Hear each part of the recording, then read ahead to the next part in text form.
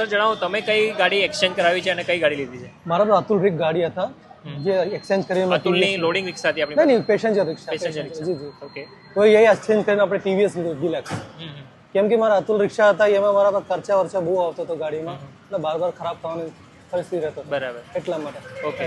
હા ટીવીએસ માં કયું મોડેલ તમે લીધું છે? ડિલક્સ. ડિલક્સ મોડેલ લીધું છે અને કઈ રીતનું ફીડબેક છે આપનું હોનેસ્ટ રિવ્યુ એના બાદ મારા ભાઈ જે અમે અત્યારનું અતુલ હું 3 વર્ષ ચલાવ્યો એમાં જેટલા હેરાન થયો એના કરતાં બહુ સારું મારો રિસ્પોન્સ છે ટીવીએસમાં.